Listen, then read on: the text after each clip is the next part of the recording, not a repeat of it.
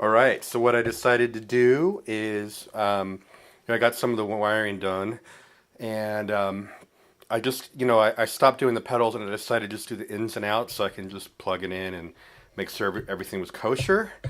And it's a good thing I did. So, because this is what I heard. Here we go. I'm going to put the standby up on the amp. It's not doing it now.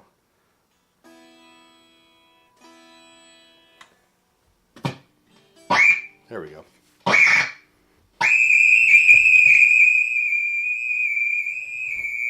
Yeah! Woohoo! All right, we turn that off for you. Okay, so what is that? That's a ground loop. I actually had anticipated this, but I implemented it wrong. Boneheaded move on my part. So perfect. I'm glad it happened because, well, I'm glad it happened now. Actually, it didn't really change much because I'll show you in a second. Because I already have the solution on the board, but it gives me an opportunity to explain what a ground loop is and how it happens and why. Because this is when your rig starts getting a little more complicated and you're using a 4-cable method like this, then this is the kind of thing that can happen, and you have to know how to address it. So let me explain right now. Okay, maybe this looks familiar. This is an old school setup. And quite frankly, this is all a guitar player ever needs. And if this is all a guitar player ever needs, why am I building such a behemoth of a board? I don't know. Anyway, so what we have here is a guitar running through a cable into our tube screamer, into a delay, and out the delay into the front of the amp. And the pedals, let's say, are running on batteries. Okay, cool. So what's going on here? Oh, and the amp, hang on. Okay, and the amp, as I've added here, this cable, is plugged into the wall. Okay, that's plugged into electricity. So what's happening here? This receptacle right here is your ground, and that actually goes to ground, like to the earth. So your audio cables also carry ground. And so the ground is coming from your guitar, through the cable, into the first effect, out the second effect, into here, out here into the front of the amp, going through the circuitry of the amp, and then coming out right there, and everything's grounded. Okay, you're not going to have any noise, and it's safe, so you're not going to get electrocuted. Okay, let's add a level of complexity to it.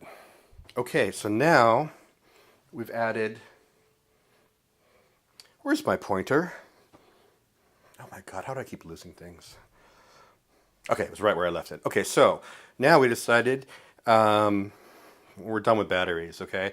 So we're going to go ahead and power our pedals through this Voodoo Labs power supply, and that's plugged in to the outlet also. So we have 2 cords plugged into the outlet. We have this one, this one. So ground travels through here, goes into the first pedal, goes into the second pedal, out the third pedal into the front of the amp, out to there. But the power, the ground on the power side of the pedals are traveling through these little wires into the Voodoo Labs, and then that's going out to the outlet too.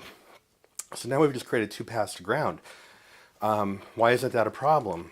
Well, the Voodoo Labs and other power supplies like the Strymon Zuma that I'm using on the other board is their outputs are isolated. They've electronically isolated the ground connection from your signal path.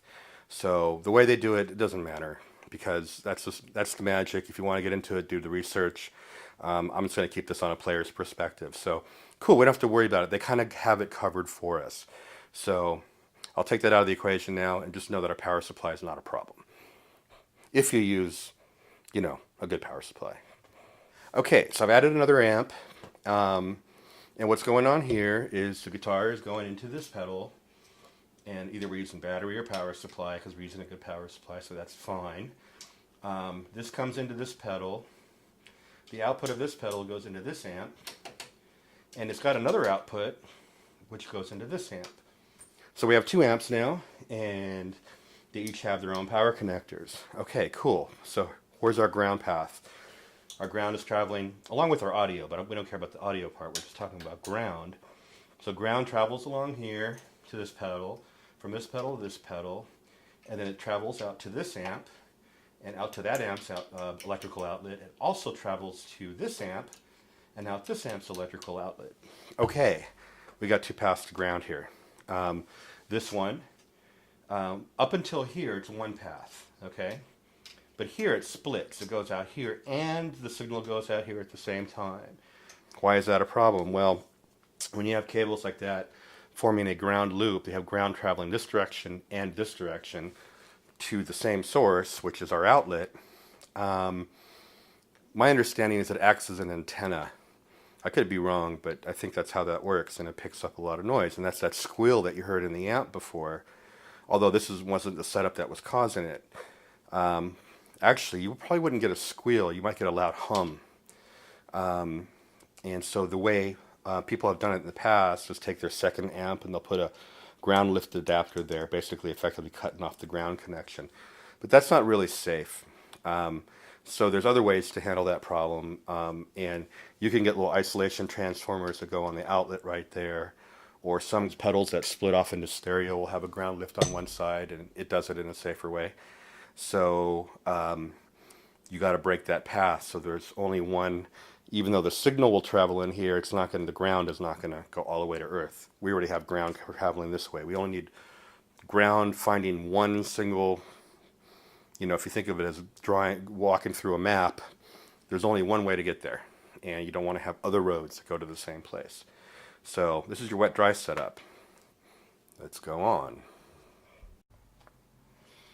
Now this is a completely different setup, and this is more uncommon. Well, right, what I'm demonstrating here is common, but what I'm about to show you is more uncommon, which was why it was so difficult for me to figure out what the problem was and not knowing about this stuff when I started. So here's another simple scenario. We've got this Mobius, which is you know, a modulation pedal, does chorus and flanger and phaser and all kinds of stuff, right? So I have the guitar plugged into here, and then have the output plugged into the amp, and you know, power coming in here, and all is good. You know, it's just like when we had the tube screamer in front of the amp by itself. Totally cool. Now the Mobius actually has two inputs and two outputs. It's got stereo in and stereo out. But I'm using it here in a mono setup, so I'm only using one of the inputs and one of the outputs. Well, the Mobius and also the Eventide H9, which I don't own, leverage those two extra outputs in a really cool way. What you can do, because with chorusing and flanging and phaser and tremolo and things like that, sometimes you may want like your phaser before your distortion, but you may want your tremolo after your distortion, right? Or your chorus afterwards, and your flanger before. Maybe you want to switch. So you can, what you can do with this, which is really cool, is you can use those unused outputs to patch in your distortion pedals. So, okay, so here I'm going to put in the tube screamer. Take the input of the tube screamer. It takes the unused output of the Mobius, the output of the tube screamer into the unused input of the Mobius. Okay, what's going on here is the guitar is coming into the Mobius and coming out of the Mobius into the amp. On a per patch basis, you can decide where you want the tube screamer in the chain. So if you have a phaser patch up here and you want that before the tube screamer, you can just put it in pre-mode, and the signal will go from the guitar into the pedal, and then before it goes into the phaser, it'll go out to the tube screamer, come back to the pedal, then it'll apply the phasing effect, and that'll go out to the amp. And then when you select another preset, maybe that one is afterwards, so that goes into post mode, and it automatically reroutes the signal. So the guitar comes in here, it then will go through, say, your chorus, and then after the chorus, it'll loop in the tube screamer, and then it'll send it out to the amp. So now you have dirt before modulation. In the previous case, we had modulation before dirt. Very cool feature. This is how it's designed to use. No ground loop problems here, because guitar's coming in here, doing all this stuff here, and the only path to ground is through the amp. But now I want to use the amp for distortion, so I don't need that anymore. I'm cranking the amp up, and this is going right into the front of the amp. But say the amp has an effects loop. Well, this one doesn't. I'm using the Fryette power station to do that, but let's just pretend it does. And I'm going to say, okay, cool, I like my phaser before the amp, because the amp is all dirty and crunchy, and the phaser sounds good into the crunchy amp that way. But I'd rather have my tremolo or my chorus or something else after the amp. So what I could do is I could patch the effect loop into this, and I could take the effects send of the amp, put it into the input of the Mobius, take the output of the Mobius into the effects return of the amp, and then I can use pre-post mode on that too. So when I'm in pre-mode, the phaser, let's say, goes into the front of the amp, and when I'm in post mode, it just internally just connects the signal without going through any of its circuitry, and then the effects return will come in, and it'll plug the it'll apply the chorus effect to that signal chain. Okay. When I did that, that squeal that you heard earlier, this is my old board, that happened, and I'm like, okay, what is going on here? And as it turns out, and I don't understand all the technical stuff, but I do know how to solve it. We have 9-volt DC coming into this pedal, and what I believe is happening is we have, DC pedal, also everything ground kind of all is sent to the same place. It's all sent to Earth, so they all kind of end up connecting together and kind of following a path to Earth. So ground travels on this wire to the power supply, but it also travels, because we need our audio cables grounded too. Ground also travels through the audio cables. So we have ground coming from the guitar out to the front of the amp, and then there's ground coming, connected to the amp on the effects return side through the loop. And I guess the ground loop was this to the effects return, and back to this again to the effects return, like this. And we have a ground loop. So how do we break up ground? Okay, so the way I ended up solving that problem is by getting an isolation transformer and applying it to the effects loop. And there's an item underneath this Mobius which has 2 inputs and 2 outputs. There's 2 separate isolation transformers, an in and out for each. So we have the effects send of the amp now coming into the isolation transformer input. The output from the isolation transformer comes into the input of the Mobius. And then we take the output that's going to go to the amp's effects return.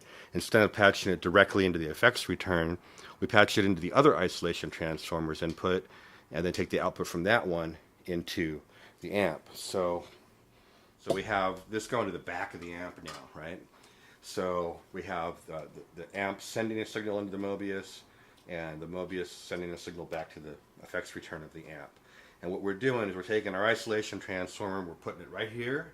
So the wire comes in, isolation transformer into here, and then we're taking another isolation transformer and we're inserting it right here. So the wire comes out, isolation transformer right there. And what the isolation transformer does is it electronically isolates the signal so that ground won't travel that way. But the amp itself is still grounded. This is still grounded through other means, and everything is good. So when we plug in the front of the guitar, the guitar's path to ground is going to come in through the unit out to the front of the amp. And these guys are isolated now because there's an isolation transformer in here, so the guitar's ground can't come in this way. The amp is still grounded, this is still grounded, the guitar is still grounded, but it's only taking one path to ground now. So, and the Mobius itself its only path to ground is here for the audio side, and its DC side is coming out here. Okay, so why was I getting that squeal at the beginning of the video? Because actually, you probably don't realize this, that Mobius wasn't even plugged in.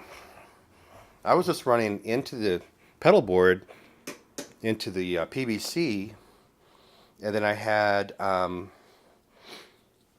just had all my routing going. So what I'm doing with the PVC is there's 10 audio loops in here, and all your pedals plug into these audio loops. But they give you the ability to insert at certain points. So you can actually break it up into like 4 loops and 2 and then another 4, or you know, 6 and 4 or 2, 4 and 6 and that kind of thing. So, or 2, 4 and 4. So what I'm doing is I have the last 4 loops into the effects loop of the amp, and I have the first 6 loops going into the front of the amp. And all I did was wire it that way, even though there's nothing plugged into the loops of the PBC. I wired all my ins and outs that way. And what was happening is this unit was doing the same thing the Mobius was doing before, because I have one cable going from this unit, the guitar coming in here and going out to the amp, and then I have another cable going from here to and from the, or 2 more cables in here going to and from the effects loop of the amp, and I created the ground loop the exact same way we did with the Mobius. So what I need to do is I need to throw those isolation transformers on these outputs, inputs and outputs to the effects send and return, and I didn't do that. So that's why I got that. Squealing noise that we heard in the beginning. So that's how I'm going to solve the problem. Now I just want to make a quick note on the PBC. There is an isolation transformer inside this unit. It's got 2 outputs. Like if you run this whole thing in front of the amp, let's say you run all 10 loops in front of the amp, and then you got 2 outputs, an A output and a B output, and you can choose, like by pushing buttons, which output you want active. You can have one or the other or both. Remember when I did the 2 amp setup before? You can do that with this. You can plug the A output into one amp, the B output into another, and if you get a ground problem, you just push the little button and enable the isolation transformer for the second amp and you're fine. So it handles that problem. But because I'm using one of the inserts to actually loop in this amp, you know, it doesn't have an isolation transformer on the inserts. So I've got to use my own isolation transformer to make that happen. So that's what I'm going to do when I rewire this board.